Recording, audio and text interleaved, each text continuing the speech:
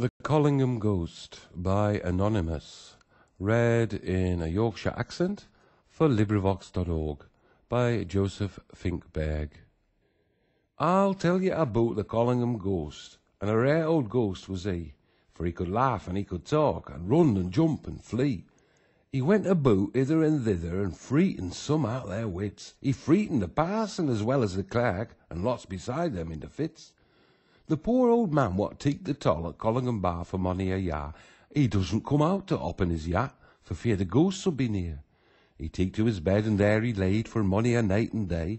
His yacht was always had up and thrown, and they never stopped to pay. Old Jerry, what kept the public house and sell good yal to all, cursed the ghost with hearty goodwill, for nobody stopped to call. It made sick a noise all round about, that folks come far to see. Some said it was a dreadful thing, and some said 'twas a lee. Gamekeepers come with dogs and guns, thinking 'twas some comical beast, and they would either kill him or catch him or drive him away at least. See, into Lady Wood right they went, yet beautiful mainly neat, a lot of great men and a lot of rough dogs, and who a poor ghost to eat. They waited lang, the ghost didn't come, they began to laugh and rail. If he come out of his den, says Jan, we'll clap a bit of salt off his tail.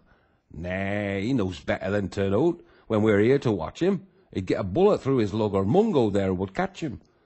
When close to their heads, with a terrible clatter, the ghost went whirring up, and all the woods he laughed and shouted, a bo-bo, bo-bo, woo-hoop, woo-hoop. The gamekeepers all tumbled down, their hair thrashed off their hat, they gaped and grinned and rolled about, and their hearts went pit-a-pat. Their faces were white as ony clout, and they said never a word. They couldn't tell what the ghost was like, whether 'twas beast or bird. They stayed nit longer, would that night.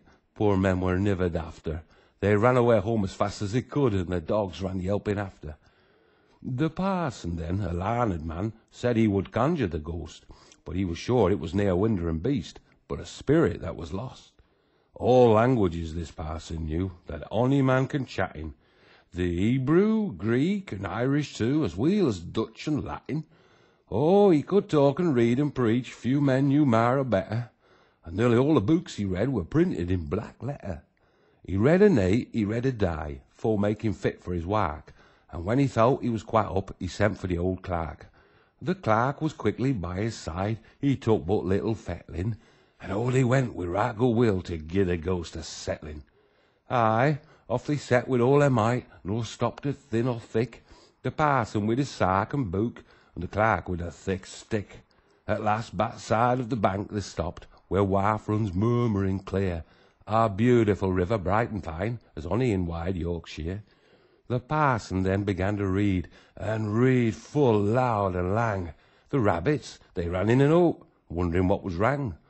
The ghost was listening in a hole, and out he banged at last. The fluttering of his mighty wings was like a whirlwind blast. He laughed and shooted as he flew until the wild woods rang. His hoo-hoo-hoot was never heard, so loud and clear and strang. The parson, he fell backwards out into a bush of whins, and lost his book and rave and sark, and pricked his hands and shins. The clerk, he tried to run away, but tumbled o'er a stick, and there he made a nasty smell, where he did yell and thick. And lots of pranks this ghost he played, that here I daren't tell, for if I did, folks would declare I was as ill as his hell. For 18 months and more he stayed, and just as he thought, for lord nor duke, parson nor clerk, he feared nor cared nought.